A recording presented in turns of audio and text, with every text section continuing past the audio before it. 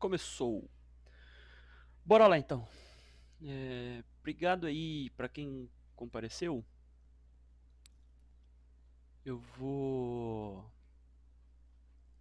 Então, essa aqui é a primeira webconferência do segundo head de matemática. E aí eu vou mostrar algumas coisas aqui para vocês. Deixa eu compartilhar minha tela. Em vez do aplicativo. A sala virtual de física ela tá aqui. Matemática ela já está disponível. E ela já tem todo o conteúdo, material didático para vocês estudarem para o segundo head de matemática.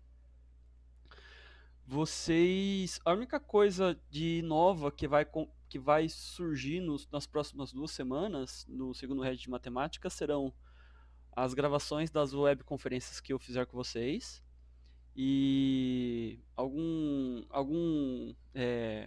gabarito, né, tipo de a resolução de alguns exercícios que eu posso vir a fazer e divulgar para vocês, e também que mais? E as avaliações. Dessa vez eu mudei o meu jeito de ensinar pela internet, deixar tudo mais dinâmico e mais rápido. E bom, funciona assim. O plano de trabalho está aqui disponível, né? Tá tudo aqui no jeito. Isso aqui foi meio que feito na. Eu ainda estou esperando algumas assinaturas, por isso que ainda está feio assim. É uma versão preliminar, mas não vai mudar muito do original. Então, primeira semana, nós vamos estudar o assunto de ponto e reta da perspectiva da geometria analítica. E aqui está escrito cônicas, mas eu escrevi errado. Na verdade, a cronologia mais usual é circunferência, para depois a gente estudar cônicas. Então, cônicas vai ficar para o terceiro head.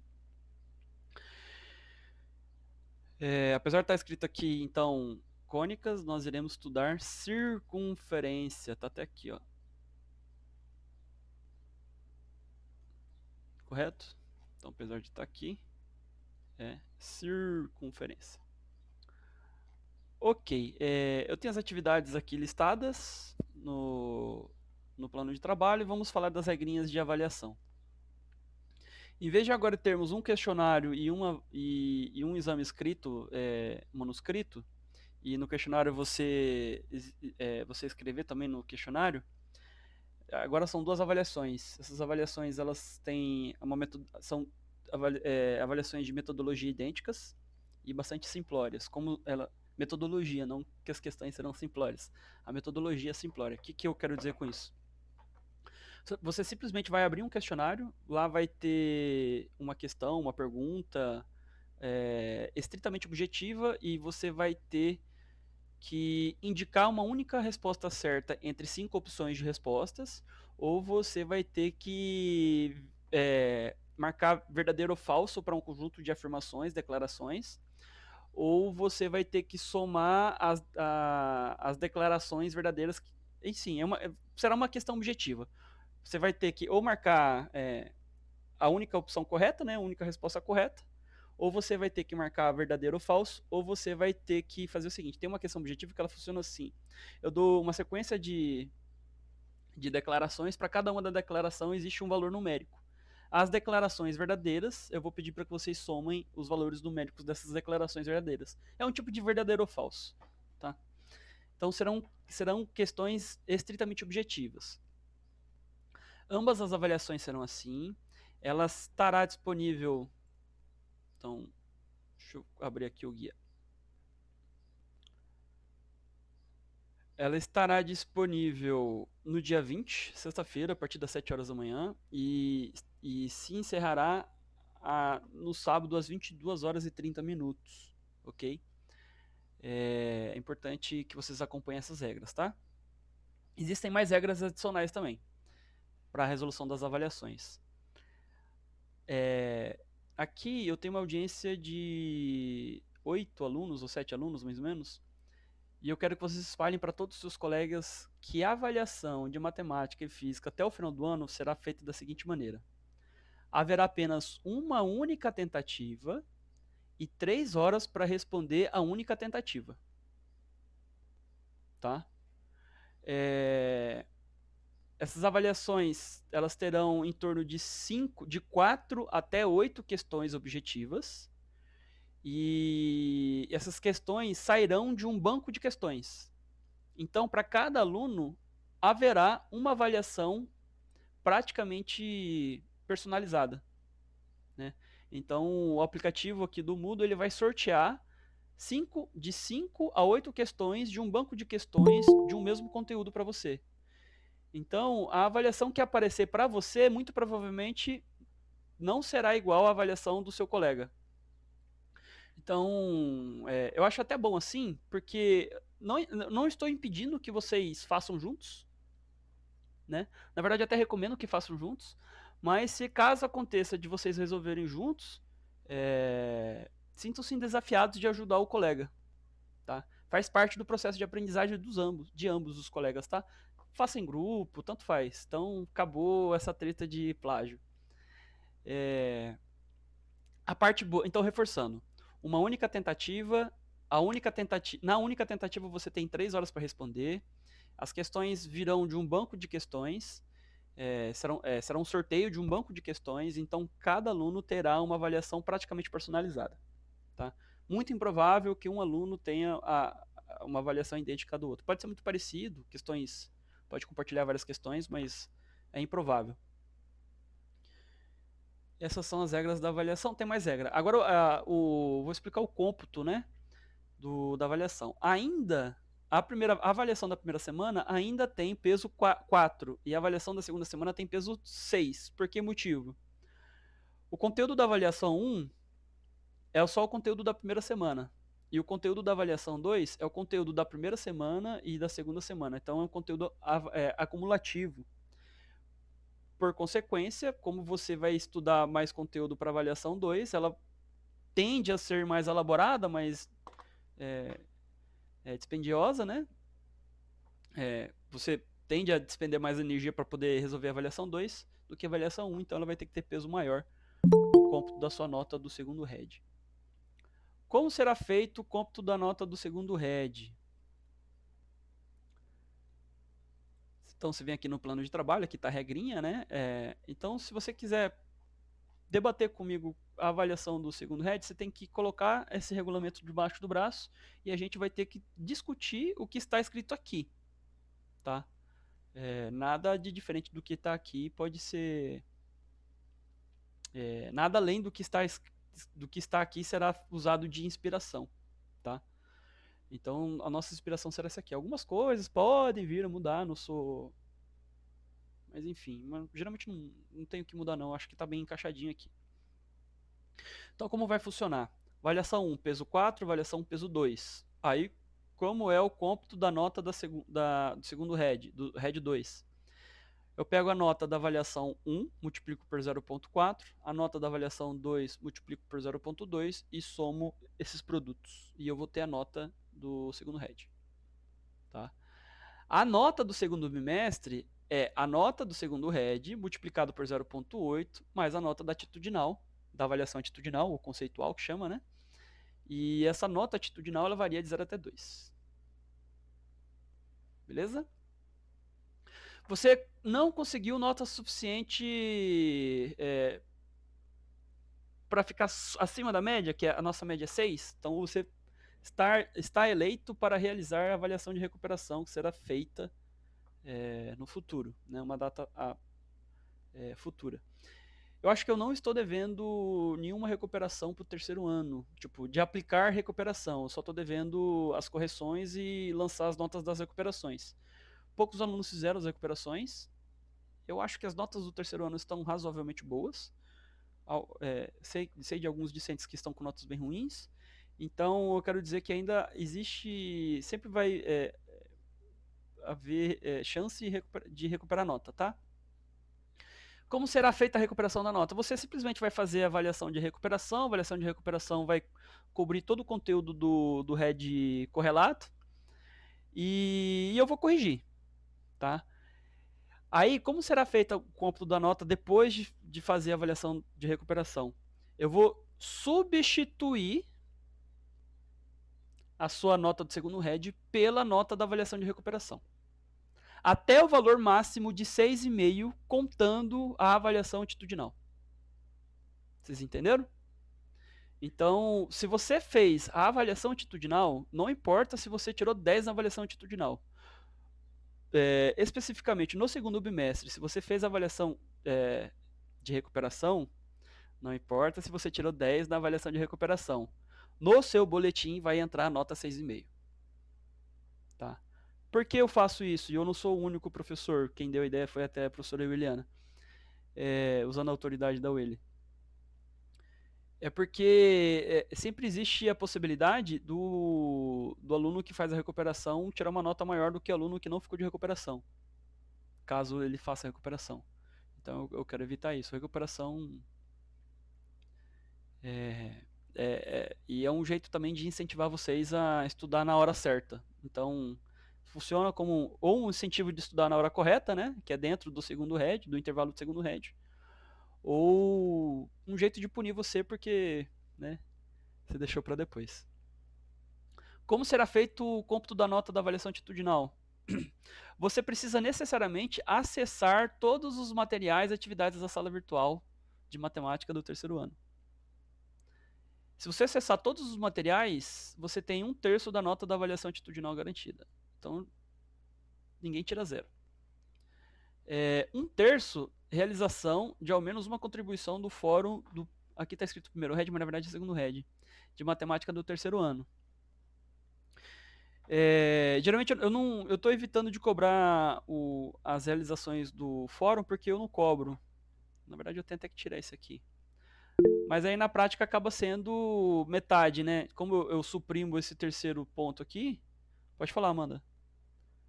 Na prática acaba computando só o seu acesso em todas as atividades da sala virtual e a entrega dos dois objetos avaliativos, tá? Com exceção da avaliação de recuperação. Se você fez a avaliação de recuperação, ela não vai entrar, esse fato não vai entrar no cômputo da nota da avaliação atitudinal. Tá? Fala, Amanda, por favor. Tá disponível, tô disponível para ouvir.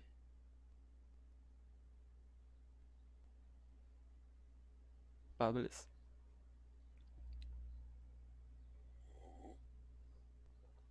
Então, bora começar. Deixa eu ver o que eu tenho mais para mostrar aqui. A lista de exercícios já está disponível. São 14 questões. Algumas estão sobrepostas sobre a outra porque, como a gente faz na correria, e aí em vez de copiar o textinho, eu simplesmente estou colando agora as imagens das questões. Essas questões todas aqui são do livro, tá? Você pode consultar diretamente no livro. No livro, quero dizer o capítulo que está disponível na sala virtual que eu vou mostrar para vocês.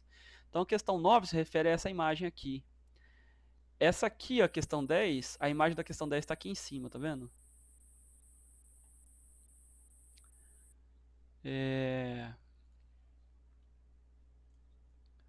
Deixa eu ver aqui mais. Bom, é isso.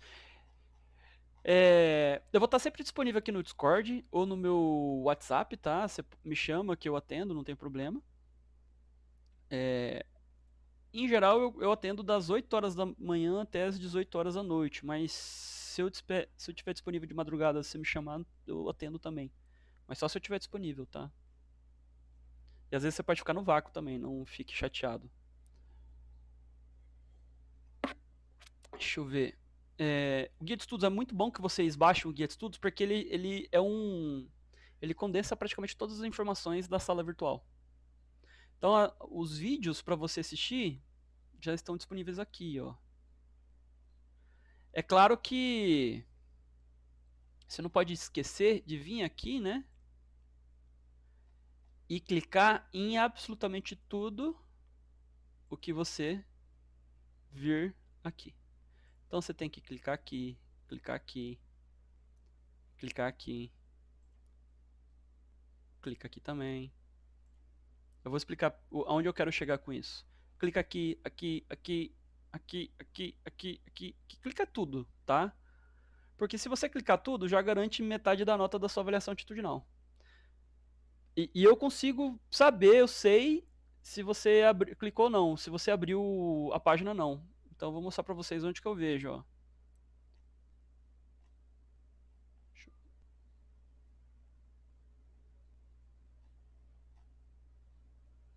Relatórios, achei. Conclusão de atividades. Tá vendo aqui, ó? Então, a Flávia, ela já clicou, ó, no plano de trabalho de segundo head, no guia de estudo do segundo head, na lista do segundo head de matemática, nos materiais de estudo da primeira semana e no videoteca da primeira semana. Mas não abriu a avaliação, nem abriu os materiais de estudo da segunda semana, nem a videoteca da segunda semana e nem a avaliação da segunda semana. Então a Flávia já está na frente. A Jennifer só clicou aqui no plano de ensino de matemática. Tá? Então o aluno que tiver tudo ticado aqui, ó, tem garantida a nota da avaliação atitudinal 2. Tá? Será que tem alguém já fazendo isso? Não, ainda nada. Então quem tiver disponibilidade de já fazer, já dando os cliques lá, é só ir. Tá?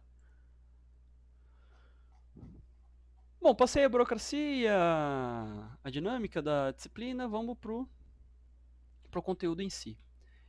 Eu vou pedir perdão para vocês, eu vou fazer as coisas aqui meio que no improviso, eu não consegui preparar muita coisa, além de separar o livro aqui em mãos, tá? Então, eventualmente alguma coisa ou outra vai ficar fora de mão aqui, mas começando aqui,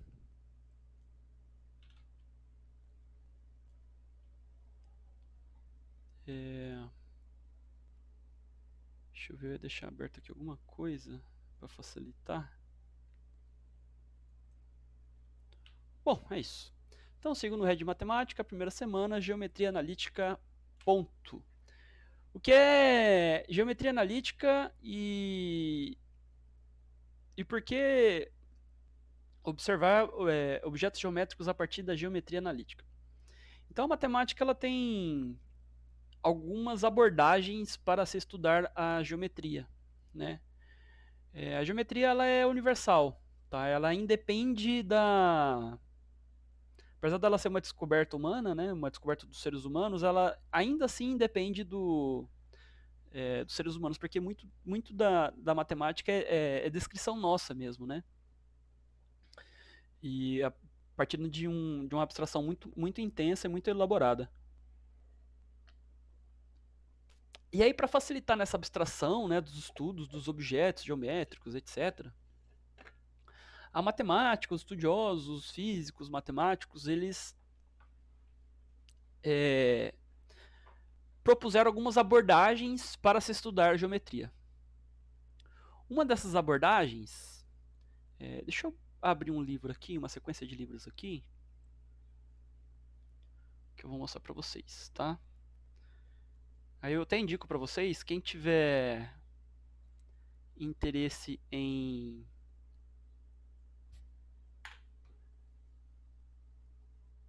material de estudo para o Enem, essa sequência de livros é muito boa, tá? Ela condensa literalmente toda a matemática do ensino médio. Então aqui está a sequência de livros em aberto, né?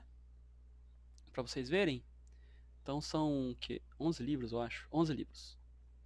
Então tem todo o conteúdo de matemática a ser visto no ensino médio aqui. Então começa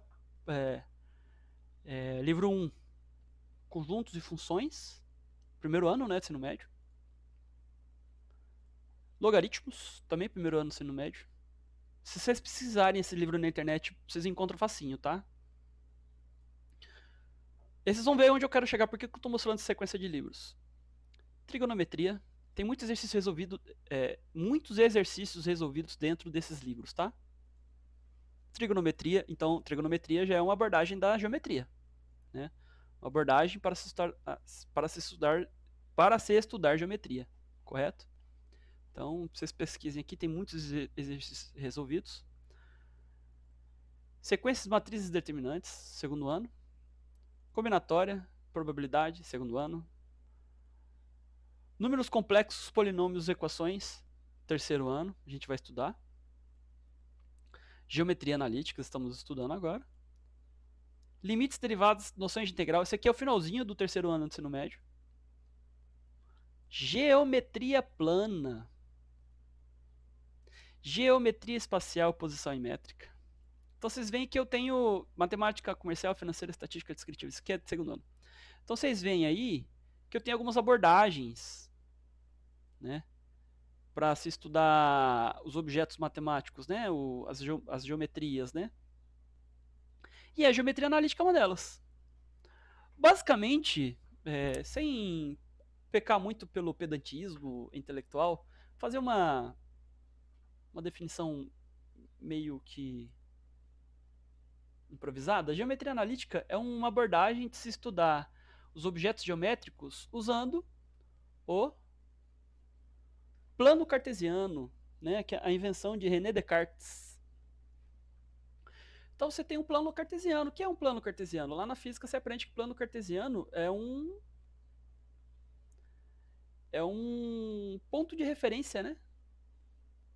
Então esse plano cartesiano, tudo que vai para cima é aqui, apelando um pouco para a matemática mais elaborada, né, para a notação das coisas, isso aqui é um plano cartesiano e um sistema de referência destrógiro, ou destrogiro. O que significa isso? Acho que destrógiro, acho que se escreve assim. Esse nome de pessoa velha, né? Destrógiro, acho que escreve assim, deixa eu só confirmar aqui. Destrogiro, aqui, ó. Que tem a propriedade de, em solução, desviar do plano da luz. Isso aqui já envolve física, né? Deixa eu ver. Aqui no Wikipedia. Wikipedia, eu já avisei vocês, Wikipedia de matemática e física é bem feitinho, tá? Ainda mais se você colocar no inglês. Então tá. É o seguinte, o que significa o destrógiro? É um sistema de referência partindo de uma espiral, que a partir dessa espiral eu consigo construir o plano cartesiano. Ele é mais ou menos essa ideia assim, ó. O que significa isso, né? Então, um zoom aqui. Né, o destrógiro. Que ele cresce, isso aqui é uma espiral de sequência, se não me engano, isso aqui tá na sequência de Fibonacci. Então ele cresce no sentido horário. Tá vendo aqui, ó? Correto? Deixa eu ver se eu consigo colocar na minha telinha aqui.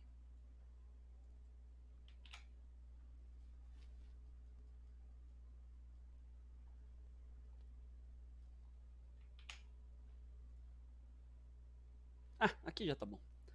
Então, ó, começa aqui com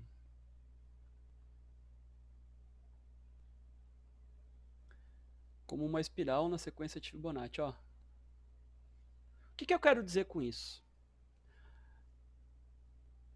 Vamos dar um zoom aqui, ó. Então seguiu aqui no anti-horário, né? Aqui tá a setinha indicando o sentido de rotação. Vamos dar um zoom pitititinho aqui.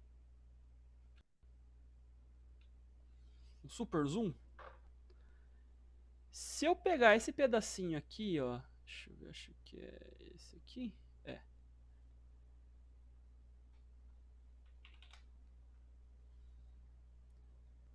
Olha esse pedacinho. Ele não parece que é aproximadamente reto? E que eu sei que ele está apontando para a esquerda? Então é por esse motivo que o sistema de referência destrógiro aponta para a esquerda. Correto?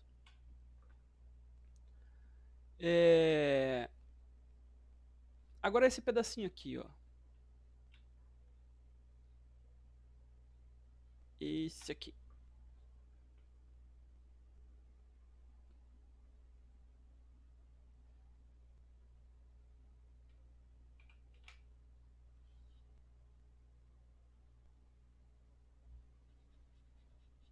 Parece estar reto, né? Para cima, vertical, apontando para cima. Então é isso que significa, tá? Bom, coisas loucas da matemática aí. Voltando aqui então, esse aqui é o sistema de referência destrógiro.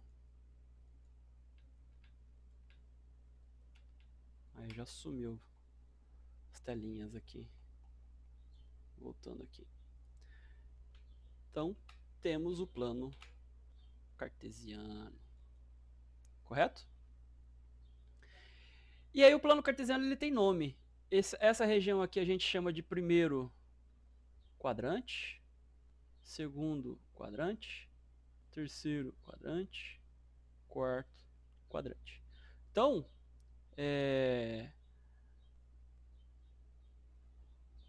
YX aqui, né? Tudo que vai para cima é positivo, tudo que vai para a direita é positivo, tudo que vai para a esquerda é negativo, tudo que vai para baixo é negativo. Se eu tenho um ponto aqui XY, esse ponto aqui está no primeiro quadrante. Se eu tenho esse ponto, esse segundo ponto aqui que vou chamar de x2, y2, então esse aqui está no terceiro quadrante. Então, o plano cartesiano ele tem alguns nomes, quadrante. Ele tem alguns nomes, né? Ele tem uma morfologia. O eixo X, que é o eixo horizontal, a gente chama o eixo das abscissas. Nome bom para se colocar em calango. E o eixo Y se chama o eixo das ordenadas. Nome bom para Mato Grossense puxar o R. O eixo das ordenadas. Tem também, vocês já vão entrar no ensino superior, né, na graduação, existe a chance de vocês estudarem um pouco de uma matemática mais elaborada. Tem também o plano, o sistema de referência 3D, correto? Em 3 dimensões. Né? E aí agora, se não me engano, esse aqui é destro-giro também. Só que o eixo que sai do plano, do plano da parede, né? Então você enxergam aí a sua parede da frente. Esse plano da frente é o plano ZY. Então na sua frente, você enxerga, né? Na sua frente, o plano ZY. Vertical é o eixo Z e o horizontal agora é o eixo Y. Quem é o eixo X agora? O eixo X é um eixo que sai da parede entrando em você. Então é um eixo que vai atravessar você, tá? Ele vem para você. Correto? Então, se eu sigo o sentido para cima, positivo. Sentido para a direita, positivo. Sentido de vir, positivo. Sentido de descer, negativo.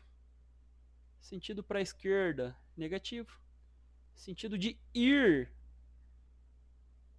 negativo. Essa noção de tridimensão aqui a gente vai usar na física, tá? Em magnetismo. Então, existe a chance, a possibilidade de você estudar um vetor que vai entrar num plano. Se ele entra no plano, a representação do vetor entrando no plano. Se vê muito vetores em geometria analítica, mas por algum motivo no ensino médio não estuda vetores na geometria analítica. Tá? Se vê muito mesmo. Na verdade, é até melhor estudar vetores algebricamente se lançando mão da geometria analítica. Né? E aí o vetor que entra no plano tem essa representação, e o vetor saindo do plano tem essa representação. É meio, como que fala?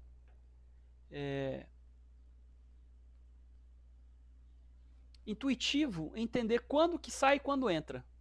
Né?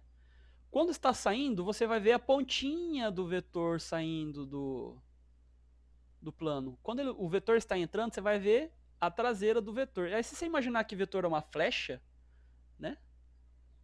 Que tem as peninhas aqui atrás em formato de cruz, então você está vendo a bundinha do vetor entrando no plano. Né? Então essa flecha aqui seria algo assim. A intuição aí, né? Ok. Mas estamos no espaço bidimensional, e o espaço dimensional a gente usa o plano cartesiano. Só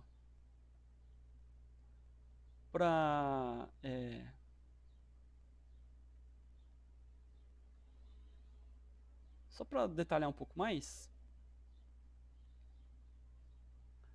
é,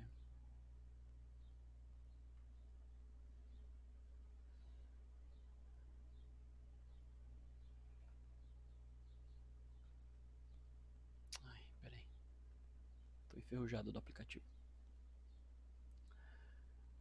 Aqui, se eu não me engano, tem outro nome. Não se fala quadrante aqui no tridimensional. Se eu não me engano, acho que chama octante, tá? Porque são 8 regiões, tá? Se chama octante, eu acho.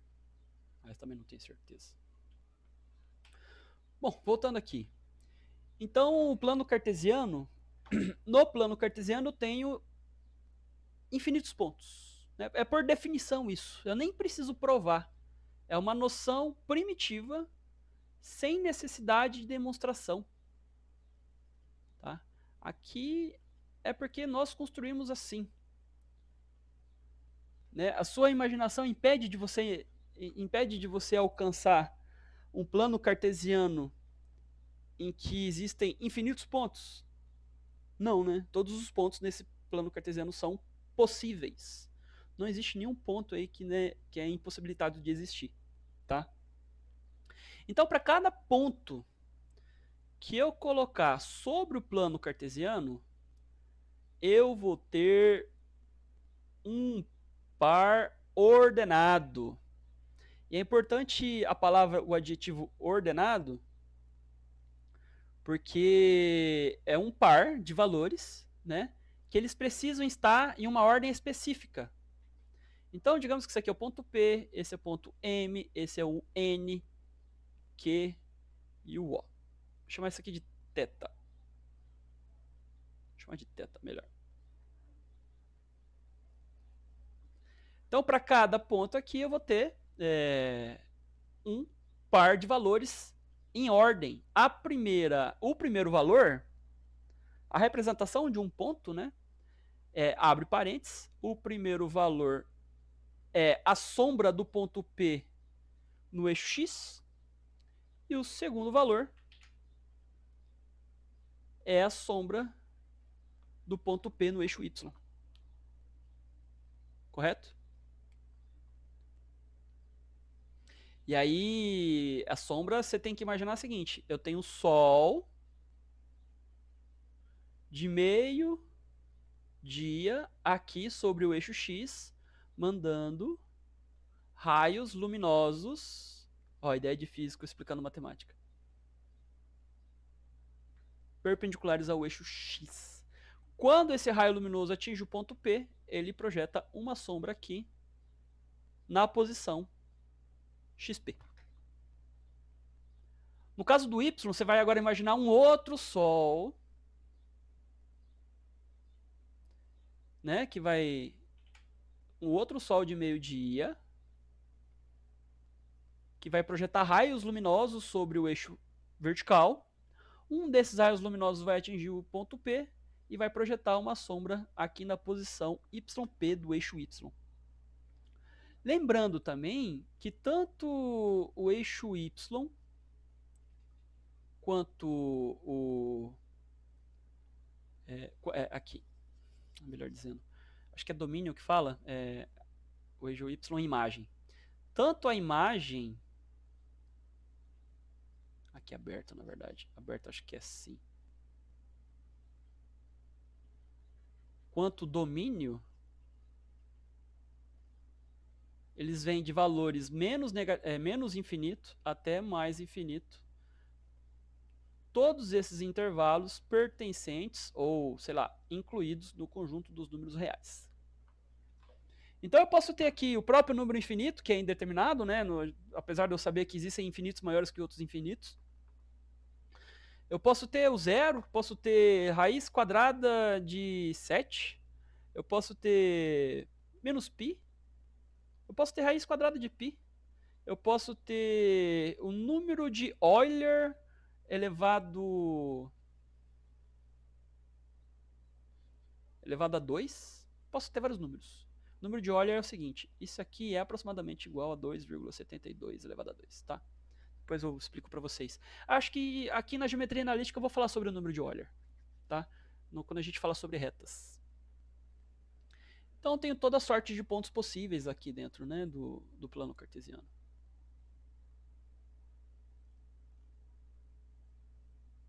Deixa eu selecionar aqui uma questão que ela está na lista. Então essa daqui, ó.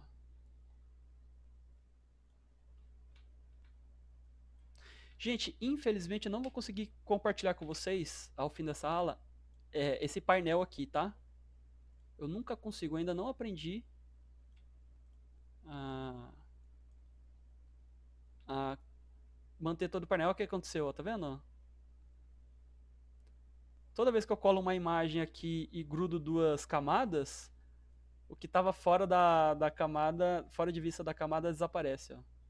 E aí quem puder me dar uma ajuda, um help aí, como fazer, colocar tudo na mesma camada, sem perder conteúdo, me avisa aí. Deve ser algo parecido com Photoshop, edição de imagem.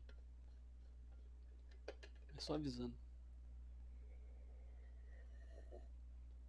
Tudo que eu aprendi desse aplicativo foi abrindo ele e escrevendo, tá? Eu não assisti nada demais assim. A figura ABCD, que é um quadrilátero no mínimo, e já está definido como quadrado, cujo lado mede 6. E ele pede para que se obtenha as coordenadas dos 4 vértices do quadrado. Um professor de matemática bastante exigente, ele diria, o professor Daniel seria esse tipo de cara, ele diria o seguinte, que o ponto A, B, C e D estão exatamente sobre os eixos. Não, peraí. O ponto B e D estão exatamente sobre o eixo, né?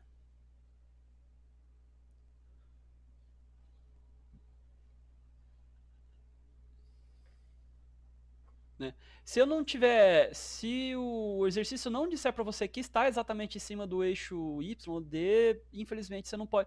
Isso seria uma matemática exigente, mas como é um livro de ensino médio, ele não é tão exigente assim nas definições, nas descrições. Aí a gente considera, né, esse exercício só pode ser resolvido se eu considerar que o ponto B e D, os pontos B e D, estão exatamente sobre o eixo Y. Né? Qual é o significado disso? Que a sombra do ponto B no eixo X é na posição 0, assim como a sombra do ponto D também está na posição 0. Correto? Então a gente já descobriu que tanto para B, tanto para D, que o primeiro valor do par ordenado é 0.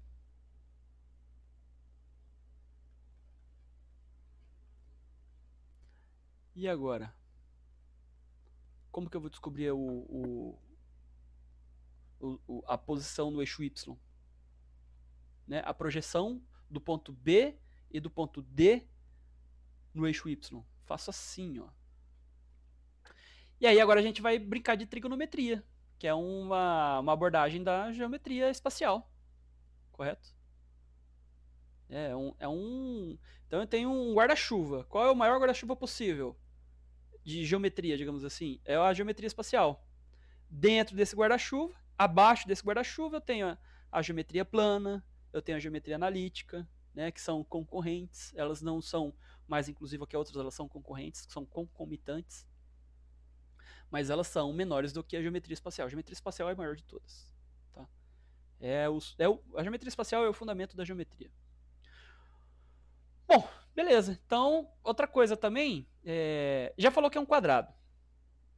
Então, a distância do ponto B ao C é igual à distância do ponto C ao D. Né? Todos os lados são iguais. É esse o significado de ser quadrado. Ok, vamos tirar, né? Outra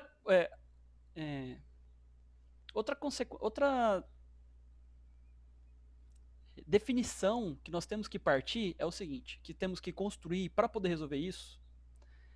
A gente tem que declarar que a distância de A até O é igual à distância de O até C.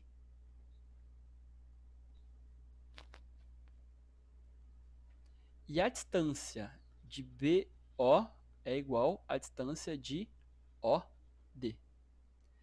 Esses aqui também são equivalentes, né? São iguais também.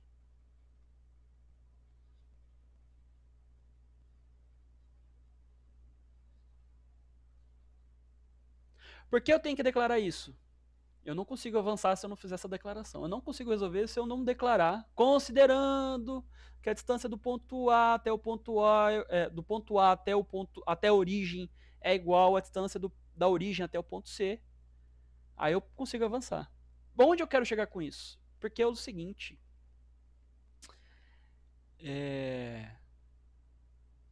Veja só, eu vou chamar isso aqui de H, né? Ok? E esse aqui eu vou chamar, esse comprimento aqui eu vou chamar de L.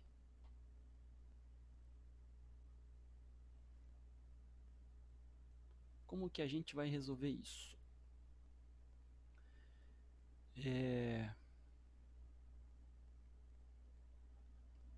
eu ver de onde eu tiro aqui. E, então, puxando mais para cá, o comprimento BC é a hipotenusa, né?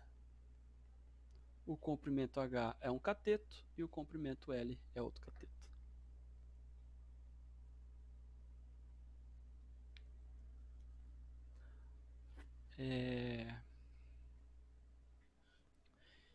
Deixa eu ver.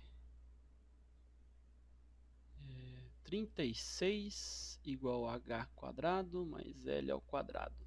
Deixa eu ver o que a gente pode tirar daqui. Eu tenho que dar um jeito de descobrir o H. Deixa eu ver se eu consigo pegar mais alguma relação aqui para poder eliminar o L.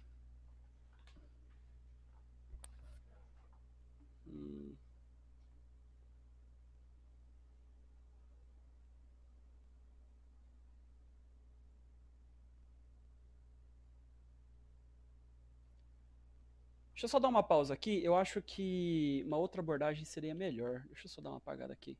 Em vez de usar a abordagem do Teorema de Pitágoras, eu acho melhor usar a trigonometria de, de seno e cosseno. Porque para pensar.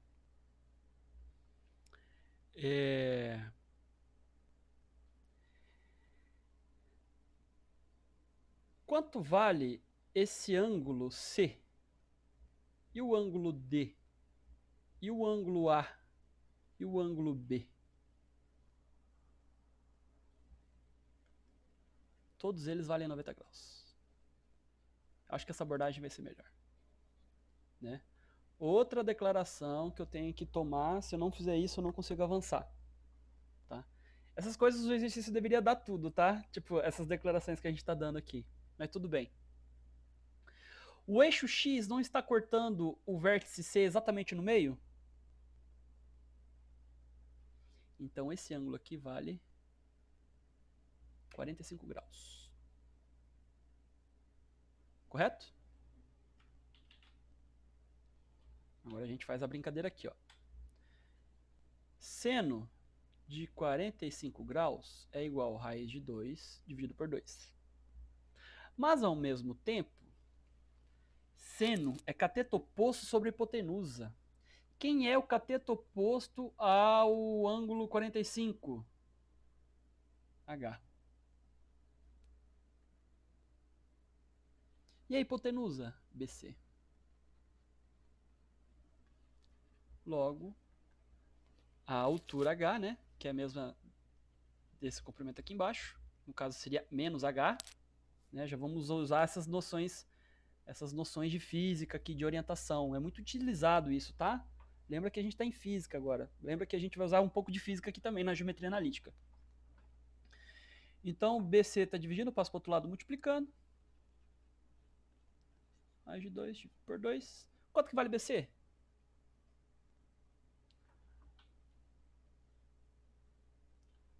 Cujo lado mede 6. Então, vale 6. 6 vezes raiz de 2 dividido por 2. Logo, H é igual a 3 raiz de 2. Assim, qual é a posição de B no eixo Y? 3 vezes raiz de 2. Aí, eu vou fazer uma pergunta aqui agora. Eu quero muito que alguém me responda. Vocês estão preparados? Sim, eu quero pelo menos uma manifestação. Mande. Quanto vale a projeção do ponto D no eixo Y? Sabendo de todas as declarações que eu dei aqui. Pode falar, Amanda. Tô ouvindo. Menos 3 raiz de 2? É. Porque ele está entre o terceiro e o quarto quadrante. Então aqui é menos 3 raiz de 2. E aqui é 3 raiz de 2.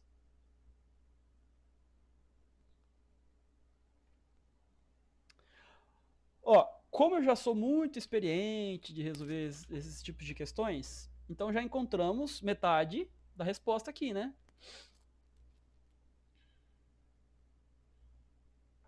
E a outra metade? Precisa fazer?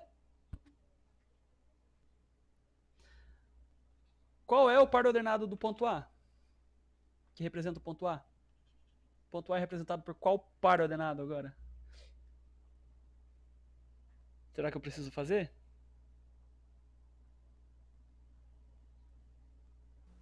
Vai ser menos 3 raiz de 2 e 0? É só inverter agora. Como o ponto A está aqui entre o segundo e o terceiro quadrante, é só inverter, né? Então, ó.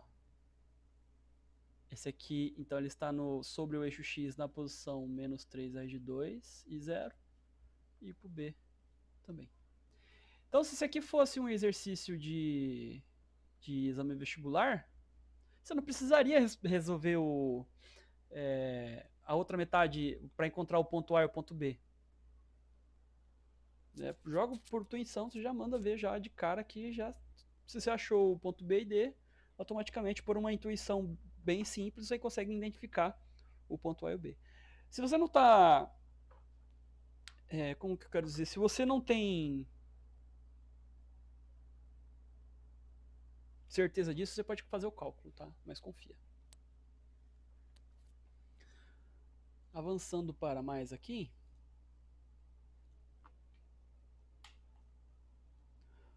Vamos falar da distância entre dois pontos.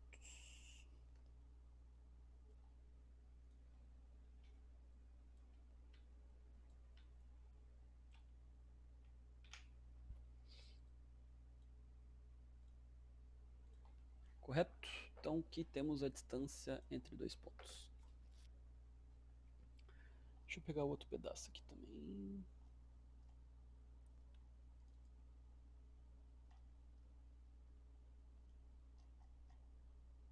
Então, acho que ele fala de dois casos aqui.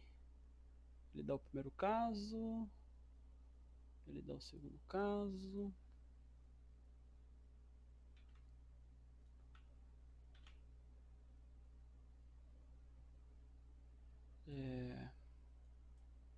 E ele dá o terceiro caso. Deixa eu separar aqui.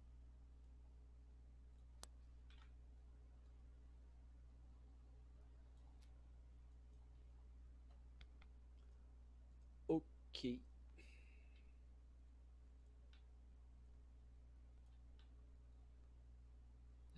Ainda estou aprendendo a ter que separar as camadas aqui. E abre as. Pronto.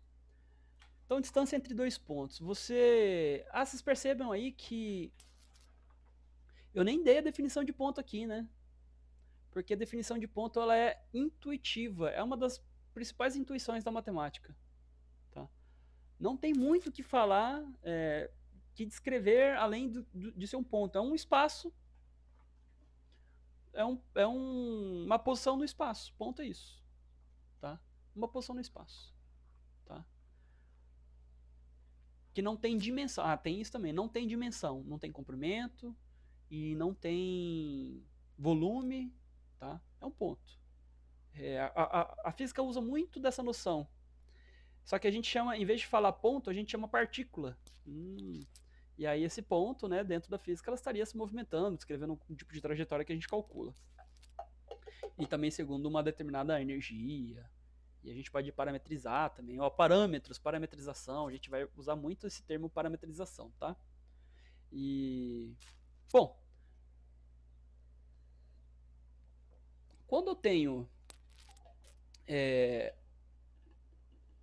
dois pontos no espaço, eu consigo usar esses dois pontos para construir a definição de distância. Então, distância, ela está sempre relacionada com o tamanho, o comprimento de um segmento de reta entre esses dois pontos. Tá? Então, esse segmento de reta, que une dois pontos distintos no espaço, tem um comprimento. Essa reta que une esses dois pontos, que tem esse comprimento, é a distância. E como a gente calcula ela? Então, a gente encontra aqui dois pontos no espaço. Aqui ele dá três casos, tá? Dois casos simples e um caso generalista. 100% generalista. Então,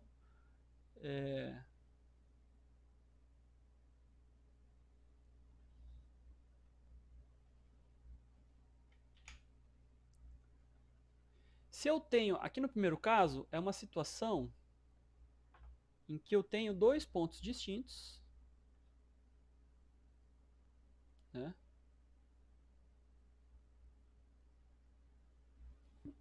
E os dois pontos, eles estão literalmente, como posso dizer? Eles estão literalmente na mesma altura no eixo vertical. Então, se eles estão literalmente no mesmo ponto, na mesma altura do eixo vertical, eles vão compartilhar. Então, isso aqui vou chamar, sei lá, a sombra desse ponto aqui, vou chamar ponto 1. Esse aqui de ponto 2. Né? Se eu quero saber a distância entre esses dois pontos, o que eu faço? Né? Então, esse segmento de reta azul que une os dois pontos aqui, ele tem um comprimento que a gente vai chamar de distância. Eu vou representar então essa distância, né, o número, distância, que é o comprimento desse segmento de reta, por DAB. Ou D12, D21, tanto faz. Vou colocar aqui A, B, A e B. Usa a anotação do livro. A segunda definição é simplesmente isso aqui, ó. A diferença da posição A com a posição B dentro de módulo. Ou posição B com posição A dentro de módulo. Essas duas notações aqui são equivalentes, viu? Por que elas são equivalentes? Deixa eu dar os detalhes. Notações.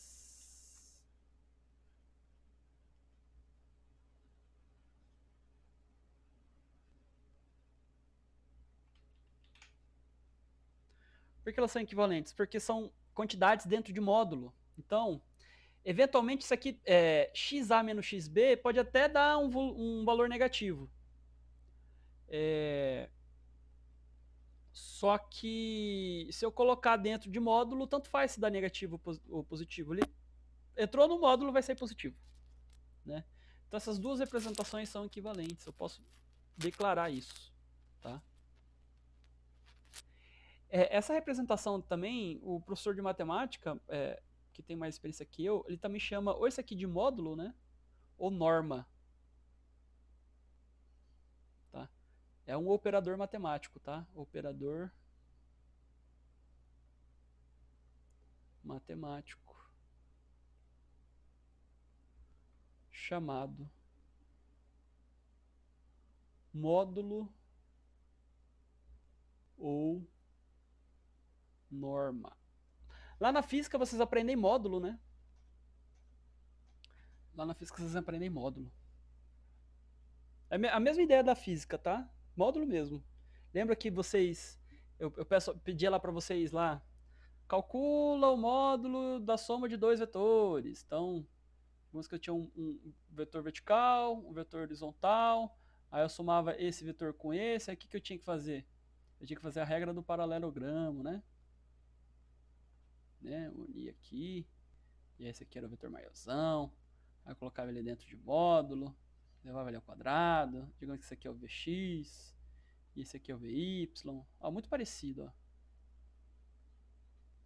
Eu até declarei que é muito recorrente vetores em geometria analítica. Tanto é que uma das primeiras disciplinas de uma boa graduação de ciências exatas se chama vetores e geometria analítica. É a primeira, ela está sempre no primeiro semestre de uma graduação de ciências exatas, tá? Do ciclo básico de ciências exatas.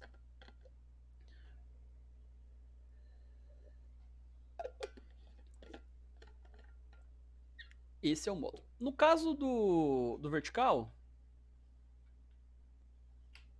né, se eles compartilham aqui, aqui eu tenho uma situação assim, ó, a posição A e a posição B, se vocês não estiverem enxergando, vocês me avisem, tá? Que aqui tá pequenininho, mas eu enxergo bem. A posição A e a posição B, elas compartilham da mesma sombra, ou mesma projeção, mesma posição no eixo X.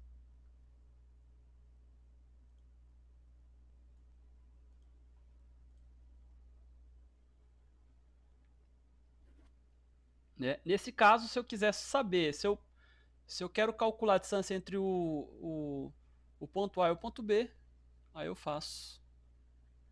Em vez para X, agora eu uso o Y. Desde que eles compartilhem, né,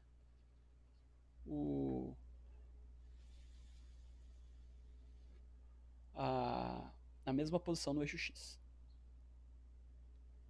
Poderia ser o contrário também, tá? Deixa eu só dar uma reforçada no seguinte. Apesar das duas notações serem equivalentes, é muito mais usual esse valor aqui ser positivo. É recorrente, não é que tem que ser assim, tá? É recorrente. Esse valor é positivo e esse valor aqui é negativo. Não. É usual fazer o seguinte. A posição do B, essa primeira posição aqui, é maior que a posição do A. É muito mais usual. Tá?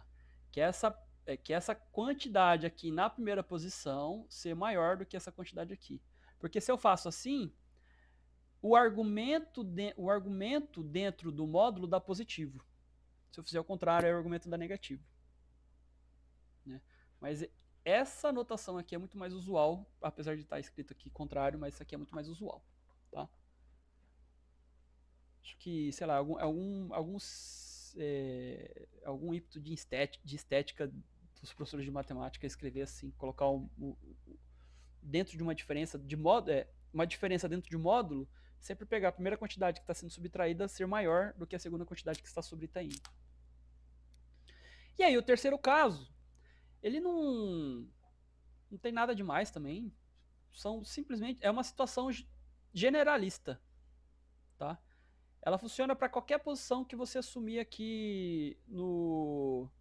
Eu vou escolher uma posição bem aleatória mesmo aqui do eixo XY. Essa aqui, por exemplo. Ó.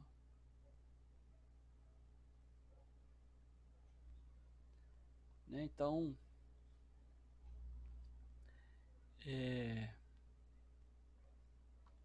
Deixa eu desenhar aqui melhor.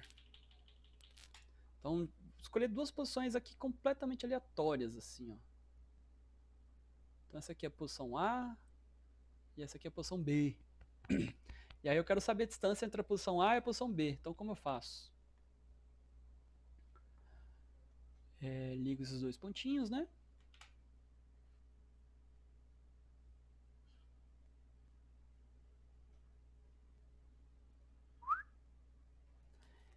E aí, se eu quero saber a distância entre eles, eu vou entender o seguinte. Vocês conseguem enxergar um triângulo aí? É claro porque agora vocês estão vendo aqui, né, na imagem, mas dá para enxergar assim, ó. Então, como eu faço esse triângulo? Como eu desenho ele? Faz assim, ó. Pega... tanto faz se for pegar assim, ó. Ou você pode pegar daqui, fazer o triângulo para baixo.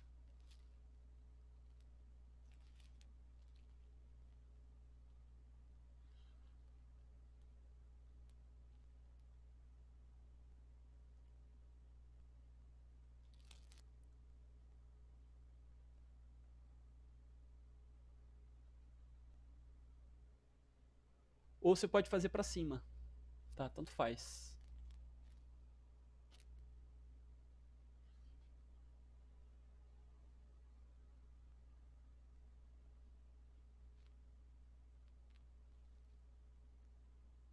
Dá na mesma.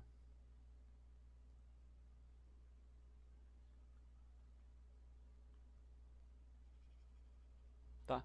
O que eu quero dizer com isso? O importante para mim é eu identificar que aqui tem um triângulo. Tanto faz o triângulo de baixo ou o triângulo de cima. Correto? Outra coisa que eu preciso identificar também é que esse comprimento aqui, ó, de baixo, o comprimento horizontal de baixo é igual ao comprimento horizontal de cima. Mesma coisa aqui, ó, comprimento vertical da esquerda é igual ao comprimento vertical da direita. E aí por isso que eu posso usar tanto o triângulo de baixo quanto o triângulo de cima. Eu vou usar, nesse caso aqui, o triângulo de baixo.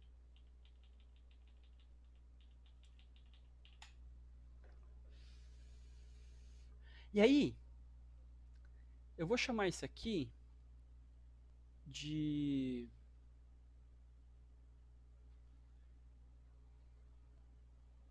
H e esse aqui de L. Então, a distância de A até B ou de B até A, tanto faz, né? Essas quantidades aqui são iguais. Mas, aplicando o teorema de Pitágoras, essa distância de A até B elevado ao quadrado é igual a L ao quadrado mais H ao quadrado. Como eu calculo H? E como eu calculo L? Veja só. A posição A, ela imprime... Deixa eu pegar um outro conjunto de cores. A posição A, ela imprime... Ela projeta no eixo horizontal a posição XA.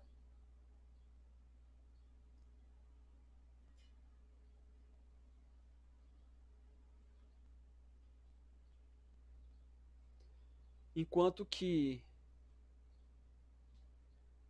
B projeta no eixo X a posição XB.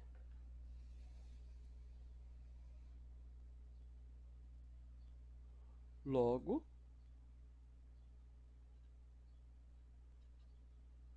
qual é o tamanho do comprimento L?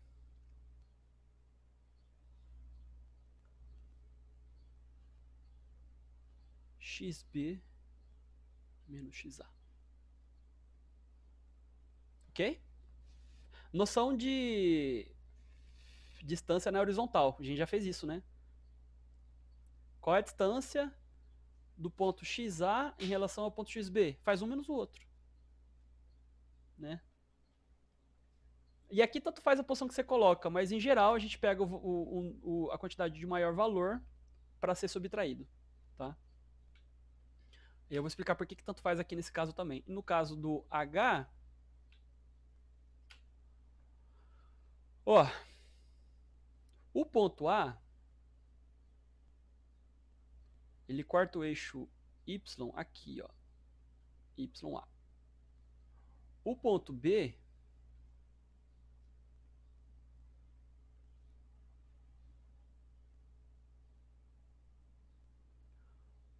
corta o eixo Y no ponto YB. Logo, YB menos YA.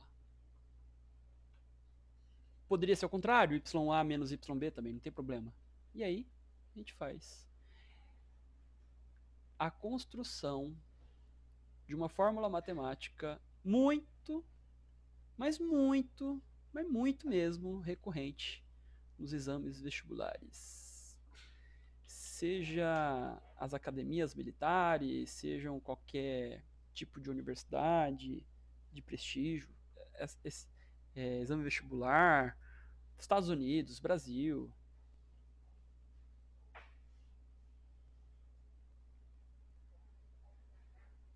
Então a distância entre dois pontos, né, no eixo cartesiano, a distância de dois pontos no eixo cartesiano é dado por segundo essa fórmula aqui. Tá?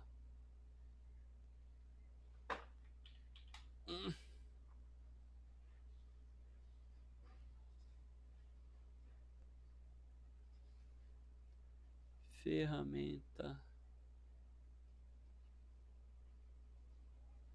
importante. Deixa eu ver aqui. Eu não consegui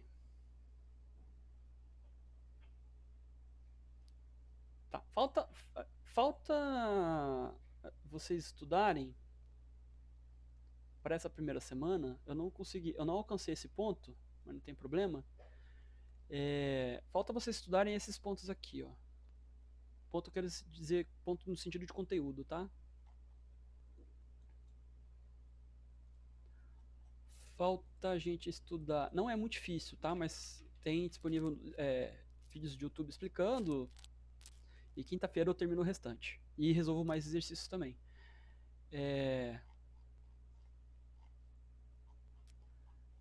Falta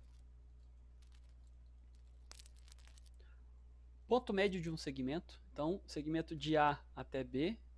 Esse aqui é o ponto médio. Ponto médio de um segmento significa o seguinte: é de tal maneira que ele divide o segmento em dois pedaços iguais. Tá? Essa definição deve estar em alguma situação aqui. E aí, para encontrar, por exemplo, esse ponto M, né, que vai projetar uma posição em X e outra posição em Y, ele tem um par ordenado. Como eu vou calcular esse par ordenado? Segundo essa fórmula matemática aqui. Ó. Então eu pego a posição do ponto A em X, mais a posição do ponto B em X, somo eles e divido por 2. Aí eu vou ter o quê? O ponto médio entre XA e XB. E faço o mesmo analogamente para a direção Y. Pego a posição de B mais a posição de A, divido por 2 e eu vou ter aqui, ó, o Y médio. Correto? Mediana e baricentro.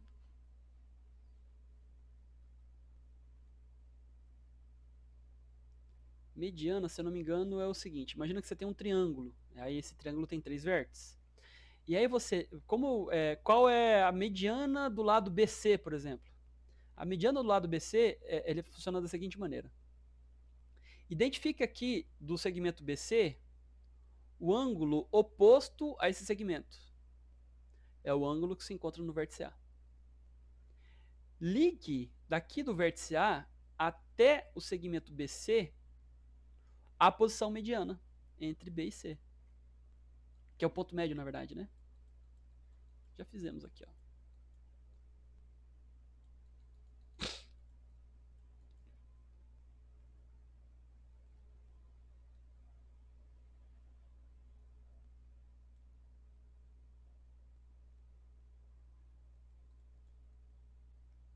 E o baricentro é o encontro dessas medianas todas aqui. E ele dá um jeito de determinar aqui, depois eu explico para vocês. Mas basicamente, para se calcular a mediana, se usa essa equação aqui, ó, a mediana de um triângulo. Ó. Então o triângulo ele tem 3 vértices. Ele tem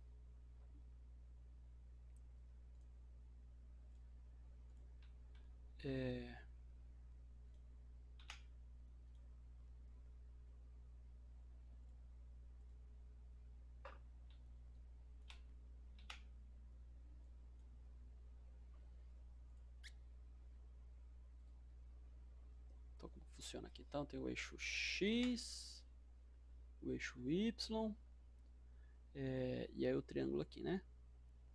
Qual é o baricentro dele? É essa posição aqui. Essa posição aqui que eu vou chamar, sei lá, Bzão, né? Que é o baricentro.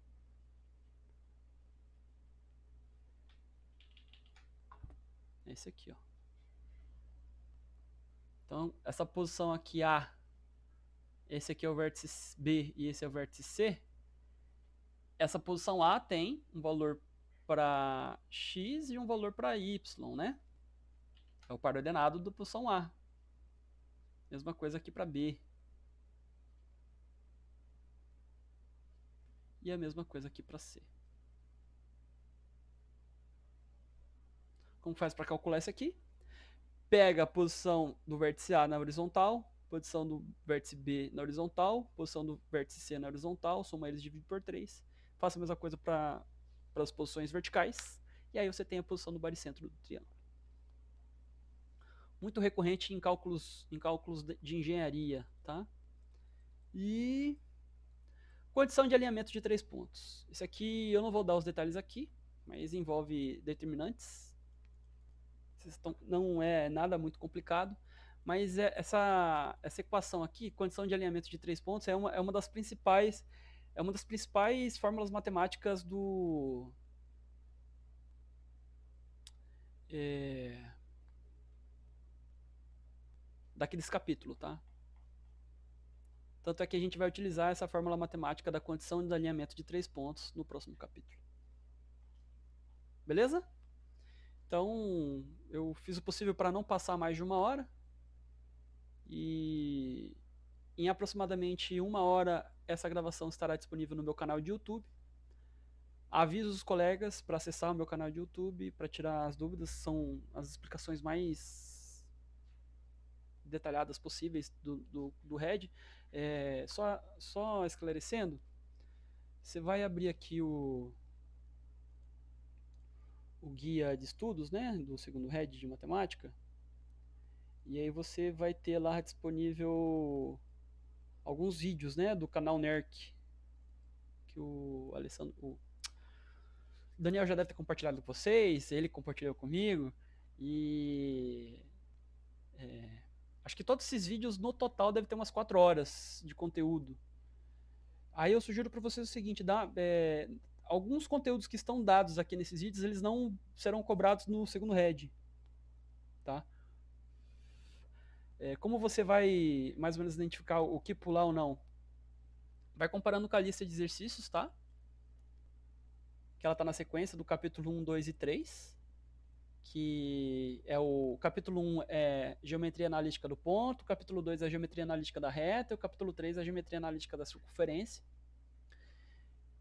E aí aqueles pontos que você achar que não... Como é muito tempo, a gente tem que ser um pouco mais dinâmico e, digamos assim, produtivo, para poder escolher os principais pontos mesmo, tá? Então é isso. Obrigado aí para quem compareceu e encerramos. Até quinta-feira.